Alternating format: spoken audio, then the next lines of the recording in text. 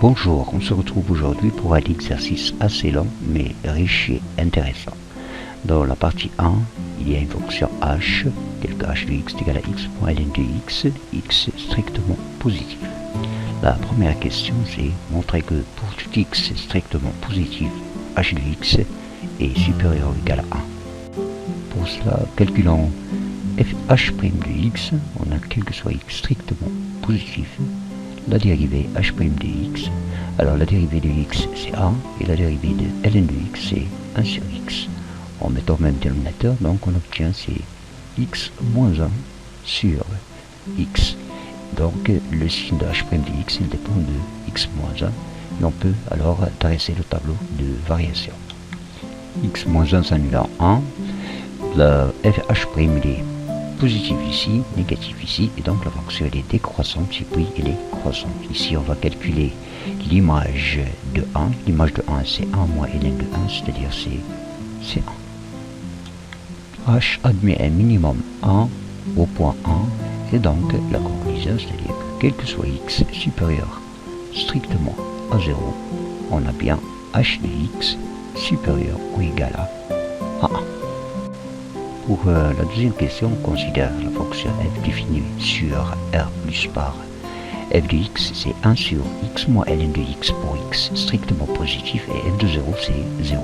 f de x pour x strictement positif, c'est 1 sur h de x qu'on a déjà étudié à la première question. Alors, la première question c'est montrer que la fonction f est continue sur R plus. Alors, considérons l'intervalle ouvert 0 plus l'infini d'abord. On sait que la fonction identité, c'est-à-dire x, elle est continue. ln de x aussi continue sur l'intervalle ouvert 0 plus l'infini. Et donc la somme, ou bien la différence est bien continue.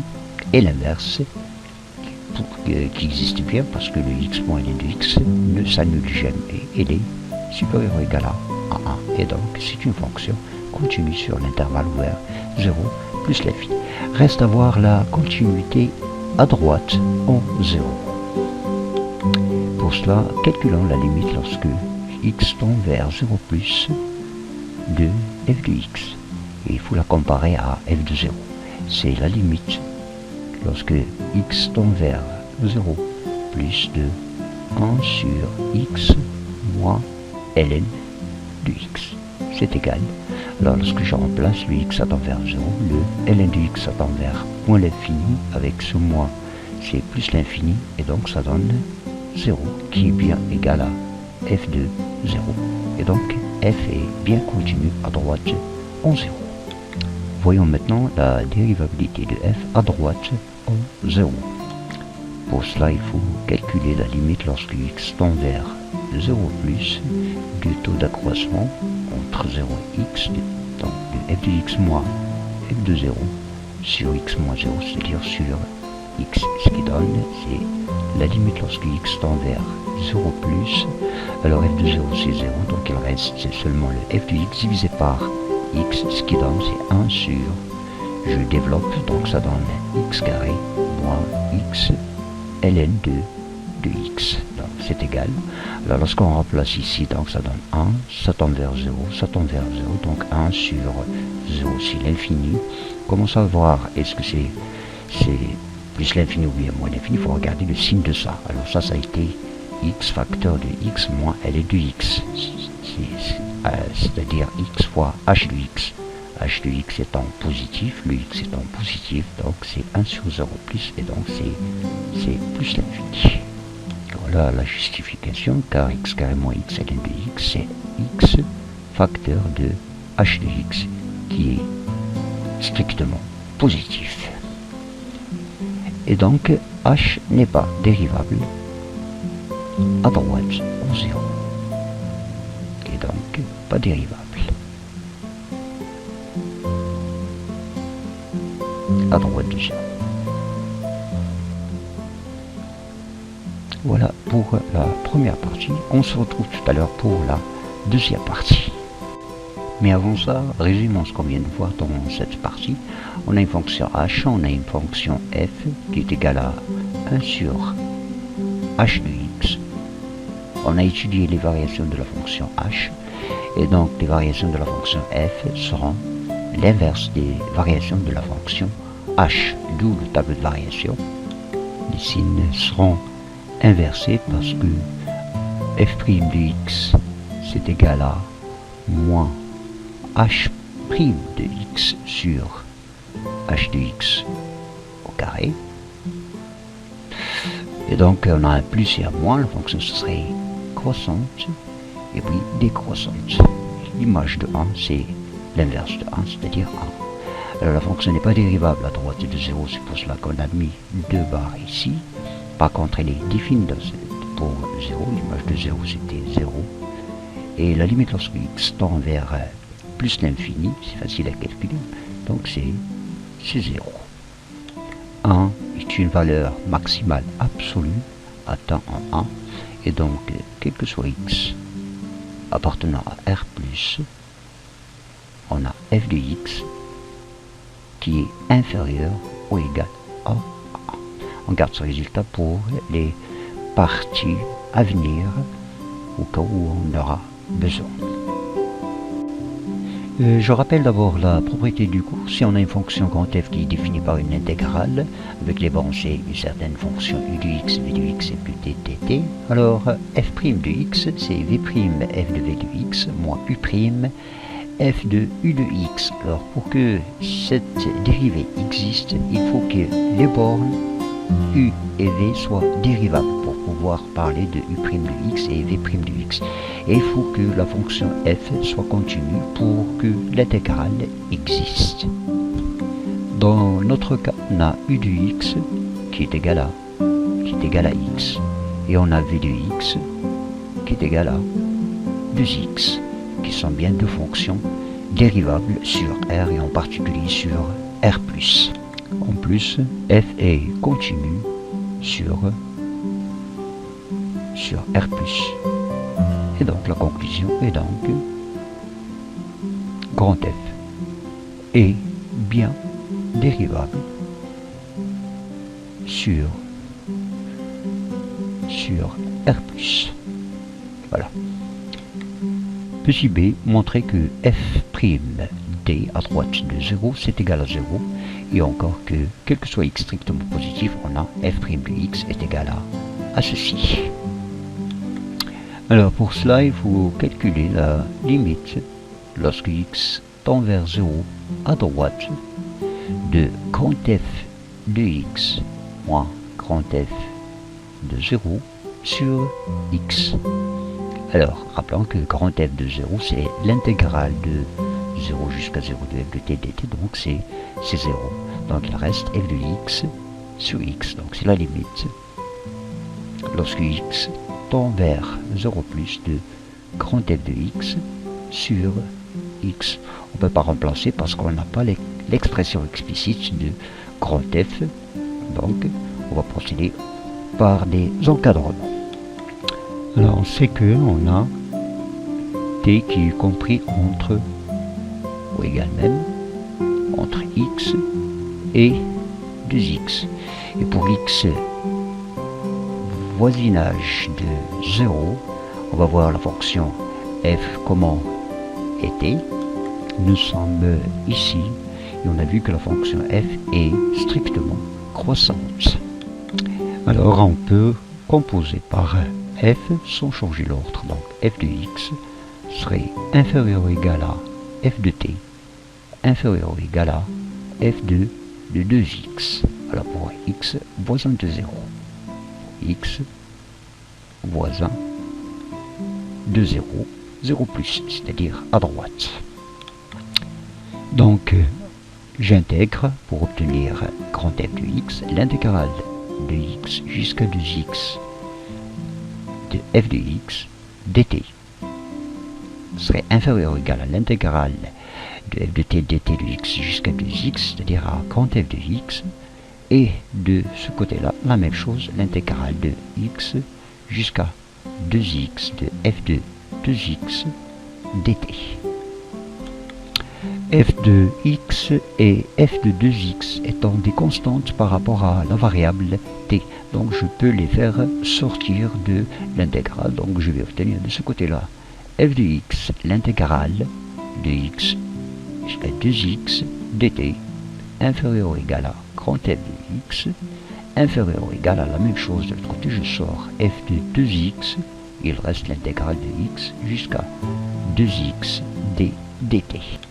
Alors ensuite on calcule cette intégrale, l'intégrale de x jusqu'à x de dt. Alors la primitive de 1 c'était prise entre 2x et x, donc ça va donner 2x moins x, ça va donner x, donc j'aurai x, f de x de ce côté-là, inférieur ou égal à grand f de x, inférieur ou égal à la même chose, à x, f de 2x.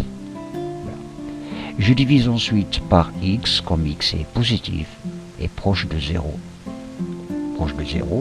Donc j'aurai finalement f de x sur x est compris entre f de x et f de 2x. Or, la limite, lorsque x tend vers 0 plus de f de x, c'est la même chose que la limite lorsque x tend vers 0 plus de f de 2x, et c'est égal à f de 0 puisque la fonction f est continue, et c'est égal à 0. Donc d'après les gendarmes, finalement, d'où la limite lorsque x tend vers 0 plus de grand f de x sur x, c'est égal à 0. Donc grand f prime à droite de 0, c'est égal à 0. Dans la deuxième tranche de la question, il s'agit de calculer grand f' de x. Et donc on va appliquer la règle qu'on a rappelée tout à l'heure, la dérivée de v', c'est-à-dire de x', f de v, c'est-à-dire f de 2x, moins la dérivée de x fois f de x. Alors la dérivée de 2x c'est 2. F de 2x en fonction de h, puisque dans la question on demande de calculer en fonction de h, donc c'est 1 sur h de 2x moins la dérivée de x c'est 1, et donc il reste 1 sur h de x. On met au même dénominateur, le dénominateur commun c'est h de x fois h de 2x fois h de 2x.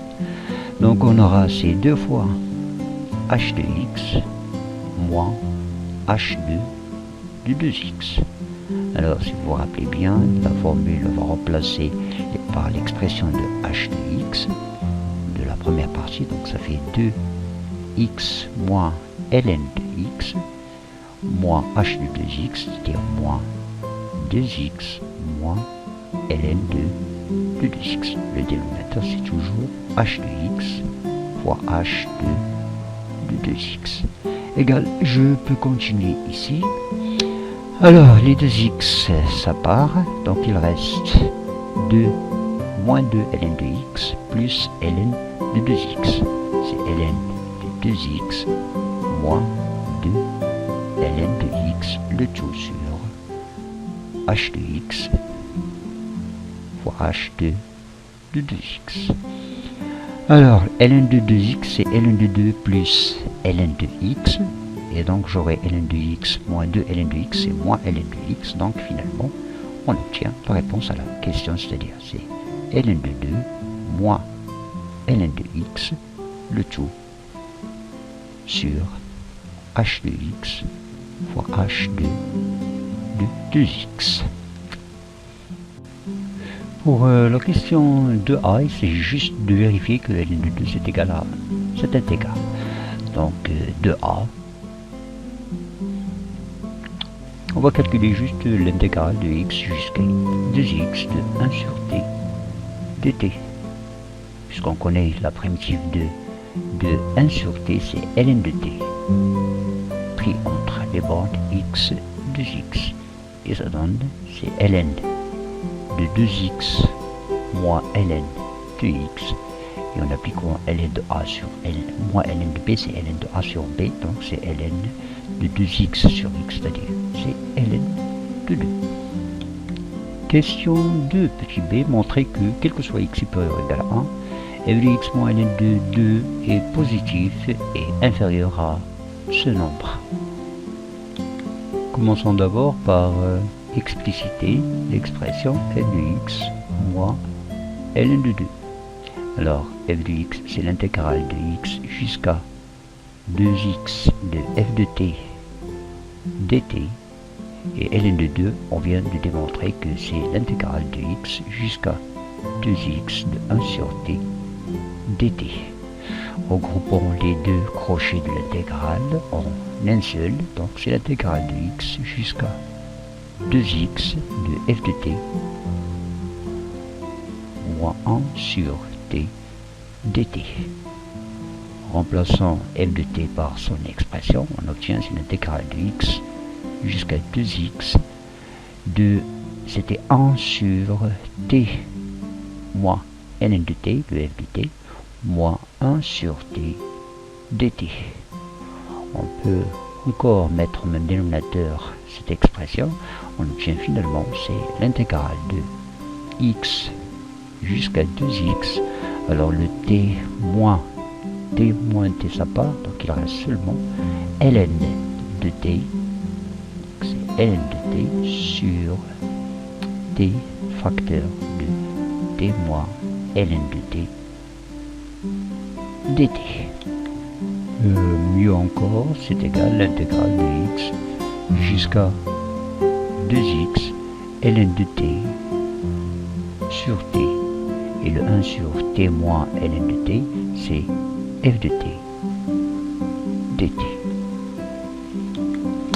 Alors, or, on sait que t il est compris entre les bornes de l'intégrale, c'est-à-dire entre x et 2x.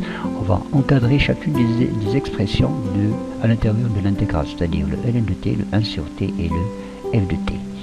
Alors, donc, ln de t, comme c'est une fonction croissante, donc ln de t va être compris entre ln de x et ln de 2x, car ln est une fonction croissante. Après, le 1 sur t, ça serait inversé parce que la fonction inverse est une fonction décroissante, donc ça va être compris entre 1 sur 2x et 1 sur x.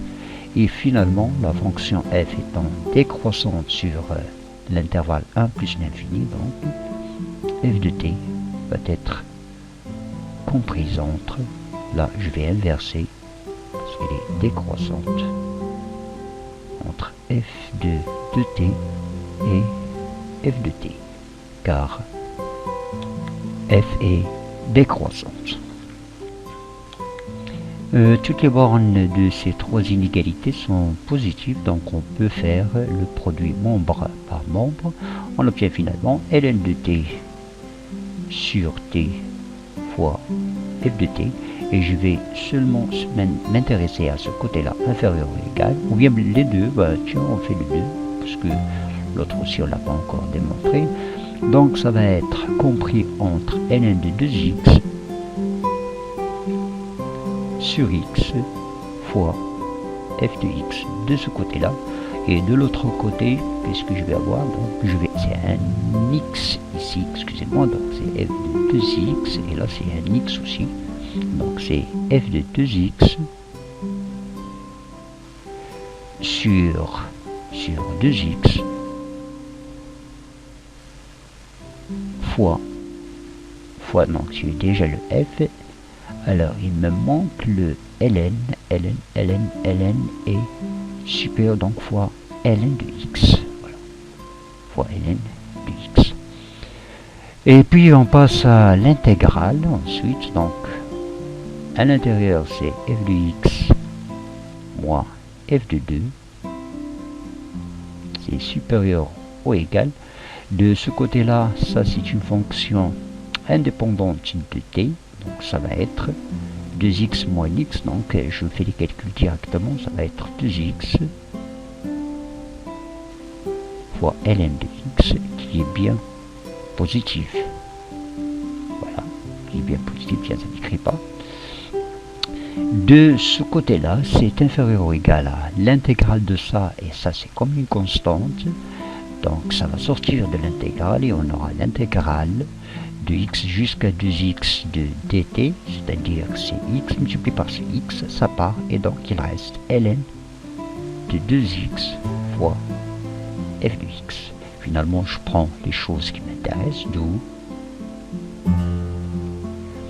f de x moins ln de 2 est bien supérieur ou égal à 0 et bien inférieur ou égal.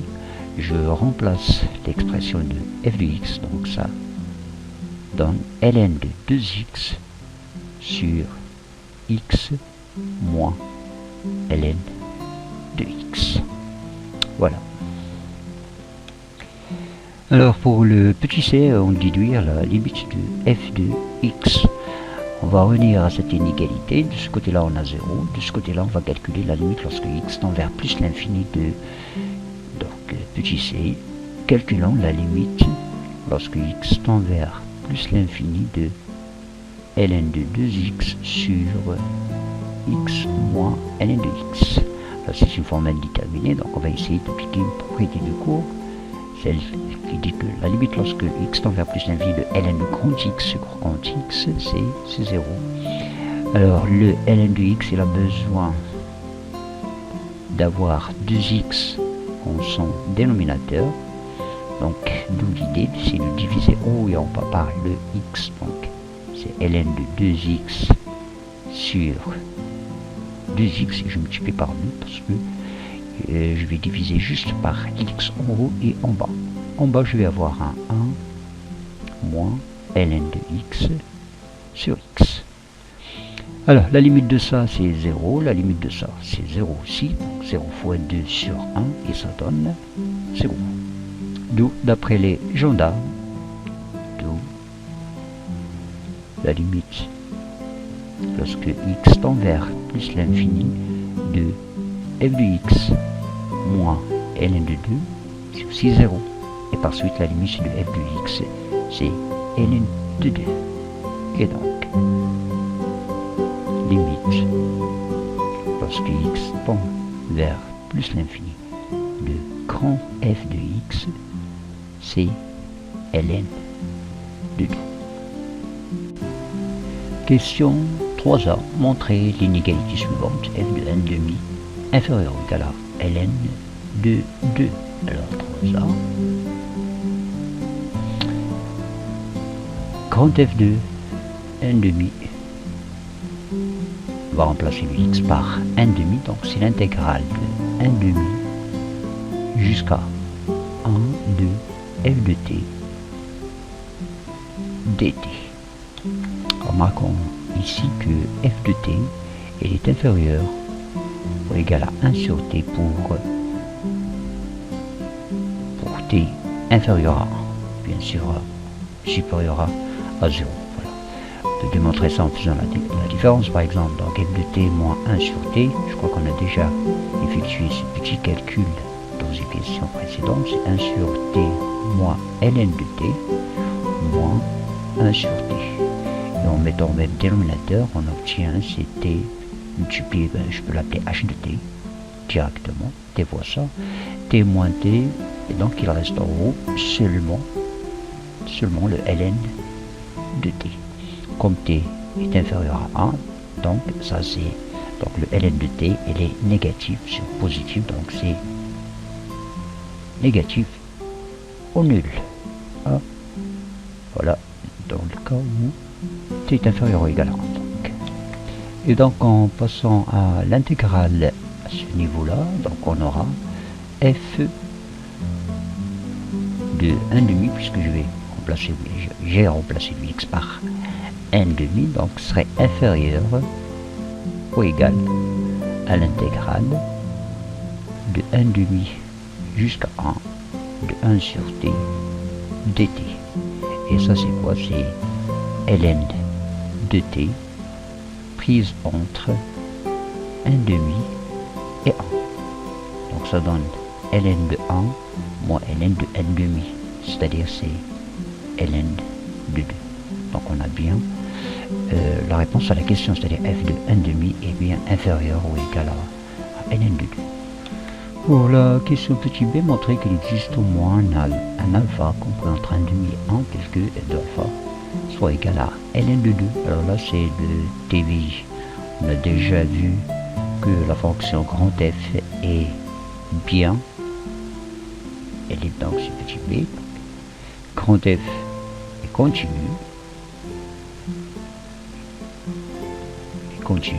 puisqu'il est dérivable, continu car dérivable,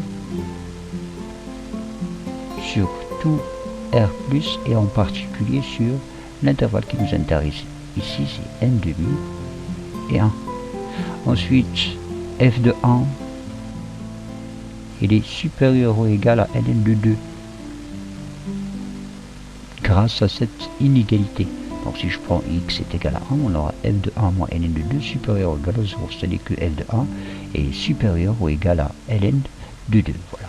D'autre part, f de 1,5, on vient de le calculer et on a démontré que c'est inférieur ou égal à ln de 2.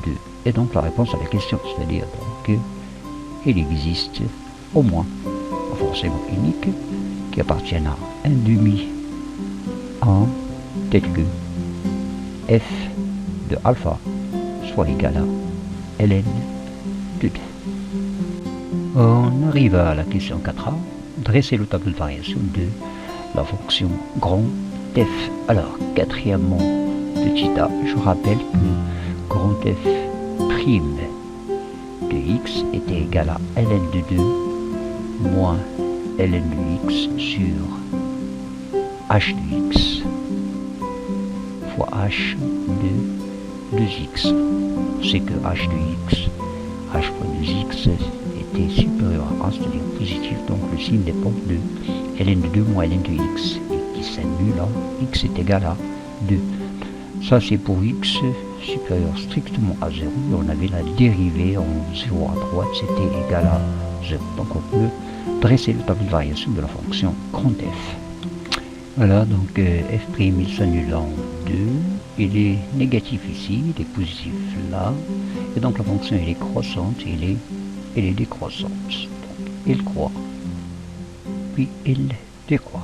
La limite en plus l'infini, c'était 0, j'avais déjà calculé, là c'est 0 aussi, l'image de 0, et là c'est pas demandé de calculer f de 2, je le garde comme ça, f de 2.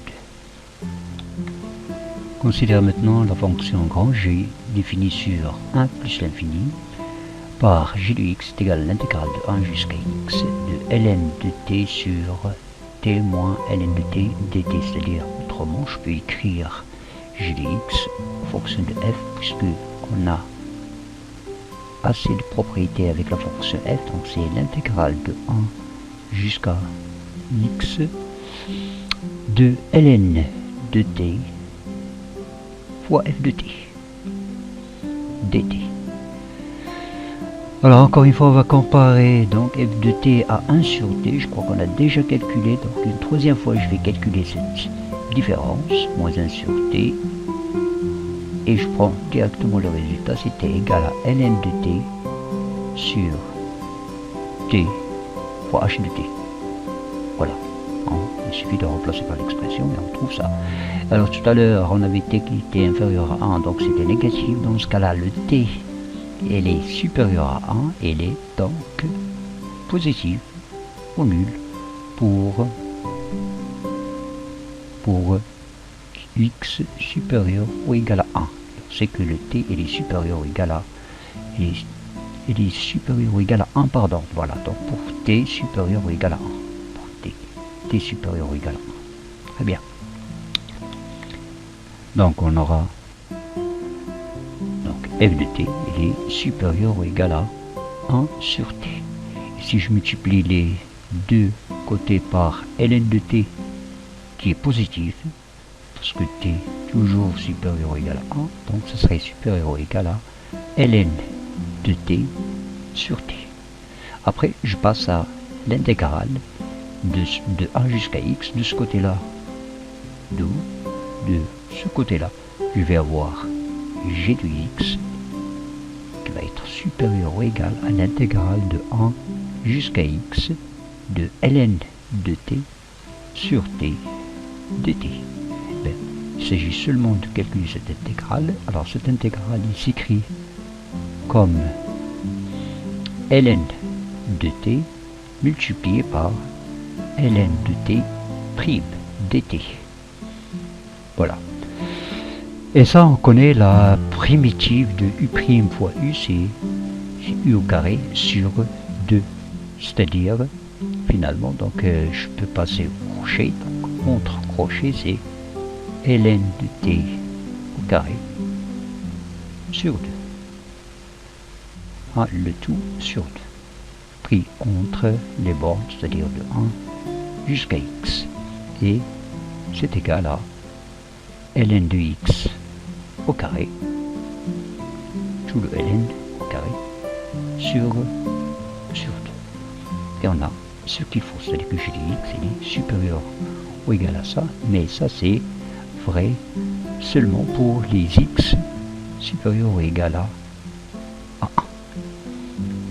Puis finalement on arrive à b, alors ça c'était petit a, donc le petit b, on déduire la limite de g de x, on a ce qu'on vient de démontrer, g de x, il est supérieur ou égal à ln de x au carré sur 2. Et la limite de ça, lorsque x tend vers plus l'infini, c'est plus l'infini, donc automatiquement, la limite de g de x, c'est plus l'infini. Et limite de ln de x au carré sur 2, c'est égal à plus l'infini, donc la limite, lorsque x tend vers plus l'infini, de grand g de x, c'est aussi plus l'infini. Voilà pour la partie 2, rendez-vous tout à l'heure pour la partie 3. Partie 3. Alors, la partie 3, elle est consacrée aux suites numériques définies par des intégrales. Alors, on a la suite un qui est égale à l'intégrale de 1 sur n jusqu'à n de t sur t moins ln de t, c'est-à-dire de t fois f de t dt. Première question, c'est montrer que quel que soit t strictement positif, on a t sur t moins ln de t inférieur ou égal à t. Ça ne doit pas être difficile cette question, puisqu'on connaît des trucs sur la fonction f. Puis on va en déduire pour le petit b que la suite un est croissante. Alors pour le petit a, on sait que 1 sur t moins ln de t, c'est f de t. Et ça, on avait déjà montré dans la première partie qu'elle est inférieure à 1. Et donc si je multiplie par un t positif, donc t sur t moins ln de t, ce serait inférieur ou égal à t, et ça pour tout t supérieur strictement à 0. Petit b, montrer que la suite un est croissante, donc on va calculer un plus 1 et on va le comparer à un. Un plus 1, c'est l'intégrale de 1 sur n plus 1 jusqu'à 1 de t f de t dt. Alors comme 1 sur n plus 1 est inférieur à 1 sur n, donc je vais ouvrir avec la relation de Chasles en ouvrant avec 1 sur n. Donc t f de t dt plus l'intégrale de 1 sur n jusqu'à 1 f de t fois t dt. Le but, c'est de faire apparaître un, elle est là. Donc, un plus 1, finalement, c'est égal à un plus l'intégrale de 1 sur n plus 1 jusqu'à 1 sur n, t, f de t, dt. Alors, cette intégrale, elle est positive, parce que la fonction à l'intérieur, elle est positive, et donc, un plus 1 est plus grand que un, c'est que un plus 1 moins un plus 1, pardon, mon un, c'est égal à l'intégrale de 1 sur n plus 1 jusqu'à 1 sur n de t f de t dt. Le t est positif, la fonction f de t elle est comprise entre 0 et 1. On a vu son tableau de variation et donc ça c'est positif. Donc un est croissante. Ensuite est croissante. Petit c, on déduit que la suite un est convergente. Pour cela, il suffit de démontrer qu'elle est, donc elle est croissante, il suffit de démontrer qu'elle est majorée. Donc on va essayer de majorer cette suite. On a un, c'est égal à l'intégrale de 1 sur n jusqu'à 1 de t f de t dt. Et ça, on a démontré par la première question que c'est inférieur ou égal à t. Donc je passe à l'intégrale. Donc inférieur ou égal à l'intégrale de 1 sur n jusqu'à 1 de t dt. La primitive de t, c'est t carré sur 2. Donc t carré sur 2. Puis entre les bornes, donc 1 sur n et 1. Et donc c'est égal, je peux factoriser par 1 demi et remplacer le t une fois par 1, une fois par 1 sur n. Donc une fois par 1 ça donne 1, une fois par 1 sur n ça donne 1 sur n au carré. Ça c'est inférieur à 1 puisque c'est 1 moins quelque chose de positif. Donc tout ça c'est inférieur ou égal à 1 demi et même strictement. Et oui, c'est strictement inférieur pour que... Voilà, c'est strictement. Et donc un est convergente. Donc, un est donc convergente. Puisque croissante et majorée.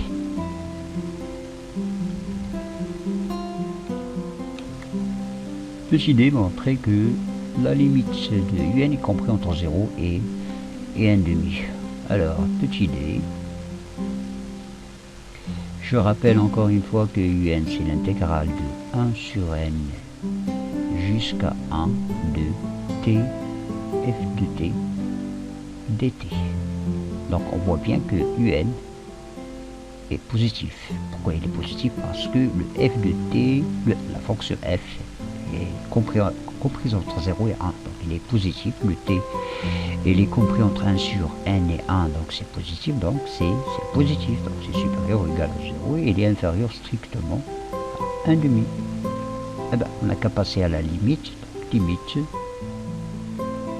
de un, le strict devient large. C'est-à-dire que la limite peut atteindre 1 demi et il est supérieur ou égal à 0. Pour la question 2, on considère une autre suite Vn définie par les intégrales. Vn c'est l'intégrale de 1 jusqu'à n de t sur t moins n de t dt. Et encore c'est l'intégrale de t f de t de 1 jusqu'à n. Question 1. Calculer cette intégrale, puis montrer que quel que soit n supérieur ou égal à 5, on a Vn supérieur ou égal à n. Calculons donc cette intégrale, donc c'est l'intégrale de 1 jusqu'à n de 1 plus ln de t sur t dt. Alors donc la primitive de 1 c'est t, celle-là on l'a déjà traité, s'écrit de la forme ln de t fois ln de t prime, donc sa primitive c'est ln de t au carré sur 2 prise entre 1 et n. Voilà. Alors donc on remplace une fois par n, une fois par 1 en faisant la différence. Alors pour n ça fera n plus ln de n au carré, le tout sur 2. Moins une fois par 1, alors donc ça donne moins 1, mais pour t est égal à 1, le ln c'est égal à 0. Donc on obtient ceci. Alors pour montrer maintenant que Vn est supérieur ou égal à n, il va falloir regarder quel est le rapport entre cette intégrale et cette intégrale. On a les mêmes bornes, reste à comparer l'intérieur des deux intégrales. Pour cela on va calculer la différence. Donc on va simplifier cette différence. Pour l'instant je garde le premier et le deuxième je le mets au même dénominateur. Donc au même dénominateur ça donne t plus ln de t sur t. On met au même dénominateur, le même dénominateur. Donc c'est t fois ça. Donc qu'est-ce qu'on obtient? Donc on obtient t carré moins t carré, ça part. Donc il reste ln de t au carré sur t fois h de t si on veut. Voilà, parce qu'on connaît des résultats sur h de t. Et ça c'est clair que c'est supérieur ou égal à 0 pour n'importe quel t. Donc finalement t sur t moins ln de t est bien supérieur ou égal à l'intérieur de l'autre intégrale, c'est-à-dire à 1 plus ln de t sur t. Passons à l'intégrale. Alors Vn serait supérieur ou égal à cette intégrale qu'on a déjà calculée et que je peux remplacer par sa valeur. On avait trouvé c'est n plus ln de n au carré sur 2, le tout moins 1. Or, pour n supérieur ou égal à 5, cette valeur-là, il est supérieur ou égal à 1. Donc, ce serait supérieur ou égal à n pour n supérieur ou égal à 5. Il suffit de vérifier par les calculs. Et donc, on a Vn qui est supérieur ou égal à n. On arrive à la dernière question. Donc, on déduit la limite de Vn. La limite de Vn, c'est clair que c'est plus l'infini, car Vn est supérieur ou égal à n. Et la limite de n, c'est plus l'infini. Donc, cette suite, il diverge vers plus l'infini. Voilà pour cet exercice. En tout cas, c'est fait à la hâte. Donc, si vous trouvez des oublis ou bien des erreurs involontaires, veuillez me laisser un commentaire. Merci de votre attention. À la prochaine vidéo. Au revoir.